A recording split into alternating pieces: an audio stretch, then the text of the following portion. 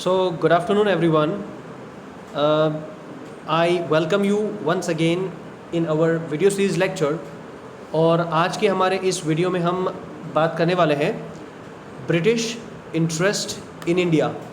Britishers जो है India में आए तो कैसे आए, उनका मेन जो पर्पस था वो क्या था, ठीक है। तो उसके बारे में हम डिस्कस करेंगे आज के वीडियो में। लेकिन अब तक जो हमने किया ना, उसके ऊपर एक ज़रा सा क्विक रिकैप हम कर लेते हैं। तो हमने अब तक देखा कि यूरोपियन क्यों उनको नया सी रूट फाइंड आउट करने की जो है वो फ़र्ज़ पड़ी, या फिर क्यों उनको नया सी रूट फाइंड आउट करना पड़ा इंडिया के लिए। तो इंडिया के लिए उनको नया सी रूट फाइंड आउट इसीलिए करना पड़ा कि वो अब इंडियन गुड्स के बिना रह नहीं सकते थे, और एक ही रास्ता था इंडिया आने का, और वो था इस्तांबुल के थ्रू।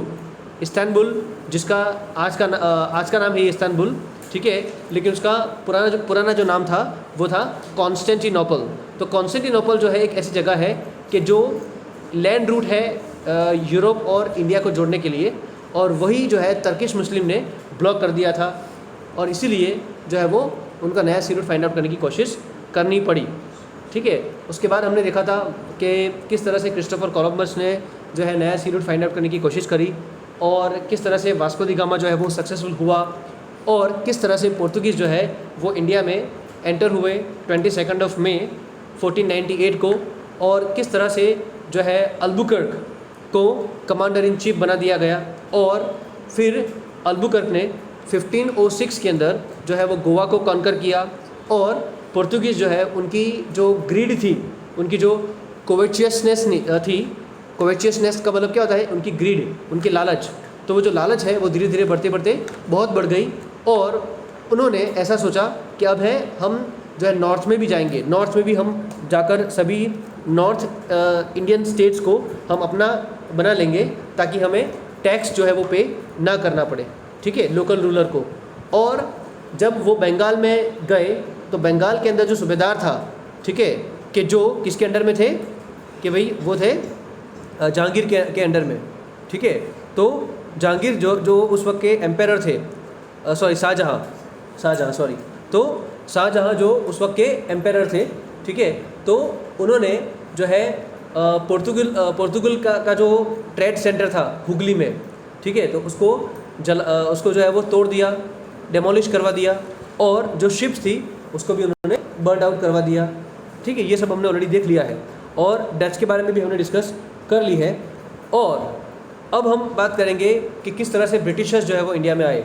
तो ब्रिटिशर्स जब इंडिया में आए तब साल था 1600। वैसे तो उससे पहले भी ब्रिटिशर्स तो इंडिया में एंटर कर चुके थे।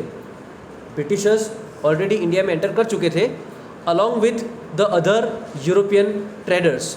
बाकी दूसरे कंट्री के जो ट्रेडर्स थे ना, उसके साथ ही जो है ब्रिटिशर्स और उनके जो इंडिविजुअल ट्रेडर्स थे, वो ट्रेडर्स इंडिया में आ चुके थे, राइट। तो फिर यहाँ पे मैं ऐसा क्यों कह रहा हूँ कि 1600 में ही वो आए थे, ऐसा नहीं था। वैसे तो बहुत सारे ऐसे इंग्लिश ट्रेडर थे जो इंडिया में एंटर कर चुके थे पहले से ही, 1600 से पहले से ही, ठीक है। जब डच वगैरह लोग आए ना, उनके साथ में वो आ गए थे, लेकिन वो इंडिविजुअल ट्रेडर्स थे। अब ये इंडिविजुअल ट्रेडर्स जो है वो क्या कर रहे थे पता है? मैं आपको देखो यहाँ पे बच्चों, आपको एक ख़ास चीज़ ये रखनी है कि मैं आपको ये एक्सप्लेन कर रहा हूँ ईस्ट इंडिया कंपनी कैसे बनी। East India company, British east India company जो है वो कैसे बनी, ठीक है।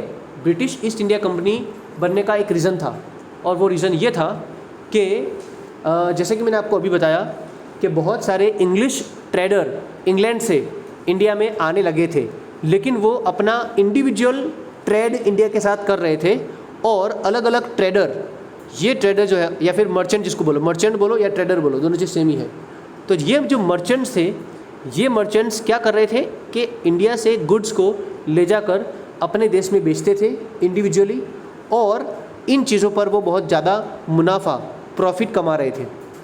और वो प्रॉफिट कैसा था? एग्जॉर्बिटेंट था, एग्जॉर्बिटेंट। अब ये एग्जॉर्बिटेंट का मतलब क्या होता है?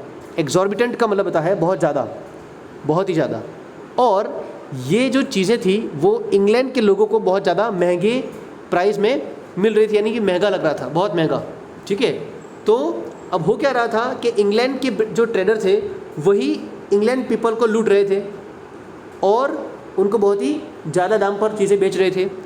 तो जब ये बात वहाँ की रानी क्वीन एलिजाबेथ को पता चली कि ये जो ट्रेडर है, इंडिविजुअल ट्रेडर, वो इंग्लैंड के लोगों को ही लूट रहे हैं, ठीक है, तो उन्होंने, क्वीन एलिजाबेथ ने, है ना, ऑर्डर दिया कि इन सभी मर्चेंट्स को कि अब ये मर्चेंट जो है वो इंडिविजुअली इंडिया के साथ ट्रेड नहीं कर पाएंगे, इंडिया के साथ वो ट्रेड नहीं कर पाएंगे, ठीक है। अगर उनको करना है तो उनको एक कंपनी बनानी पड़ेगी और वो कंपनी ही जो है सभी मर्चेंट्स के लिए एक साथ में ही चीज़ें खरीदेगी इंडिया से, और ये कंपनी जो है उसी के पास ये पावर होगा कि इंडिया से कोई भी जो है बिज़नेस वगैरह कर सके।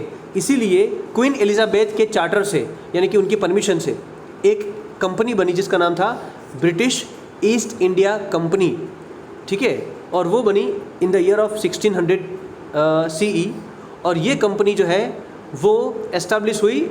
And this company belong to, देखो यहाँ पे दिया हुआ है बिलोंग्ड टू, और देखो बिलोंग टू का मतलब के पास होना, ठीक है। इस कंपनी के पास जो है वो बहुत सारे मर्चेंट्स थे, देखो यहाँ पे है ना कि this company belong to merchants who wanted to increase their wealth by undertaking the trade with India. तो ये जो कंपनी थी, उस कंपनी में क्या था, उस कंपनी में बहुत सारे मर्चेंट्स थे, जो मर्चेंट्स अपना मुनाफा या बढ़ाना चाहते थे, अपनी वेल्थ बढ़ाना चाहते थे, क्या करना चाहते थे, अपनी वो वेल्थ जो है वो बढ़ाना चाहते थे, और उसके चलते बहुत सारे मर्चेंट जो है वो उन्होंने ईस्ट इंडिया कंपनी को ज्वाइन कर लिया। और ये ईस्ट इंडिया कंपनी को और क्या चीज़ मिली, क्वीन एलिजाबेथ से बहुत सारे सोल्जर, बहुत सारी आर्मी भी उनको मिली, उनके प्रोटेक्शन के लिए मिली। अब लेकिन हुआ क्या कि जब ये ईस्ट इंडिया कंपनी बहुत सारे मर्चेंट्स के साथ इंडिया में आई ना, तब उन्होंने इन सोल्जर्स का इस्तेमाल अपने फ़ायदे के लिए किया, ईस्ट इंडिया कंपनी ने, ठीक है, to fight the war against different Indian rulers and to fight against different opponent, European opponent. अब देखो ब्रिटिशर्स के लिए ओपोनेंट्स कौन थे, पोर्तुगीज़ थे, यानी उनके सामने खड़े होने की जो ताकत थी वो पोर्तुगीज़ में थी। फिर उसके बाद आने वाले फ्रेंच थे, उसमें थी, डच और डेनिश पीपल में थी, ठीक है। तो उनके साथ उन्होंने वॉर कंटिन्यूसली वो करते रहे और धीरे धीरे, अच्छा देखो अब शुरुआत में जब ये ईस्ट इंडिया कंपनी आई ना, जब वो, अच्छा अभी हम डिटेल में बहुत ज़्यादा नहीं जाते हैं, थोड़ा सा हम उसको अभी ब्रीफ रखते हैं कि the first British ship arrived in India at the port of Surat. Surat का पोर्ट था, सूरत के पोर्ट में वो लोग आए in the year of 1608। British east India company कब बनी, 1600 के अंदर, और इंडिया में जब वो आए तब उनका अराइवल कब था, अराइवल था 21 अप्रैल 1608, याद रखना ये 21 अप्रैल, ठीक है, 1608 में वो एंटर उन्होंने किया, ठीक है। और सबसे पहले जो शिप थी उनके कैप्टन कौन थे, तो उनके कैप्टन का नाम था कैप्टन विलियम्स हॉकिंस, है ना, कैप्टन विलियम हॉकिंस। यहाँ पे W हॉकिंस दिया हुआ है लेकिन पूरा नाम क्या है, कैप्टन विलियम हॉकिंस। तो यहाँ पे ये जो है ना कैप्टन, उसका नाम आपको याद रखना है, ठीक है, क्योंकि इस तरह के जो क्वेश्चन है ना वो एग्ज़ाम में भी आते हैं, ठीक है। और एक इंटरेस्टिंग चीज़ मैं आपको बता दूँ कि 2016 में, ठीक है, जब KBC आया था ना, KBC है ना, कौन बनेगा करोड़पति, तो उसमें 1 करोड़ रुपए के लिए जो सवाल था ना, वो सवाल यही था कि जब ब्रिटिशर्स का पहला जो शिप आया था इंडिया में, है ना, तो उसके कैप्टन का नाम क्या था, तो उसमें अमिताभ बच्चन ने ये सवाल पूछा था 1 करोड़ रुपए के लिए, राइट। तो अगर मैं मान लो कि हॉट सीट पे होता ना, शायद मैं वो 1 करोड़ रुपया जीत जाता, ठीक है। तो ये तो चलो जोक्स अपार्ट था, बट लेकिन ये बात सच है कि वो ये क्वेश्चन पूछा गया था, ठीक है। तो अब देखो अब हुआ क्या, जब ये ब्रिटिशर्स, जब उन्होंने अपना पहला फूट जो है रखा इंडिया पर सूरत के अंदर, he met Jahangir, captain William Hawkin जो है ना वो जहांगीर को जाके मिले, but he did not give the permission to trade, Jahangir ने परमिशन नहीं दी ट्रेड करने की, ठीक है। और उस वक्त वो जहांगीर जो थे वो मुग़ल एम्परर थे और उनसे परमिशन लेना कंपलसरी था, ठीक है, लेकिन उन्होंने परमिशन नहीं दी। उसके बाद क्या हुआ, thereafter sir Thomas Roy arrived in India. Sir Thomas Roy India में आए और उन्होंने फिर परमिशन ली और उन्होंने सबसे पहले जो है ट्रेड सेंटर एस्टेब्लिश किया ब्रिटिशर्स ने सूरत के अंदर, ठीक है। उसके बाद इन द कमिंग ईयर्स, आने वाले सालों के अंदर उन्होंने जो है अलग अलग जगह पर अपने ट्रेड सेंटर खोल दिए। लेकिन उसके बाद क्या हुआ, Delhi went into the hands of Shahjahan. जब शाहजहाँ के पास पूरा का पूरा जो है वो चला गया पावर, ठीक है, तो Shahjahan give permission to the Britishers to carry out the trade in Bengal also. जब शाहजहाँ के पास ये पावर चला गया तो शाहजहाँ ने ब्रिटिशर्स को बंगाल में भी जो है परमिशन दे दी, ठीक है। और बंगाल में उन्होंने हुगली में अपना पहला ट्रेड सेंटर बनाया, राइट।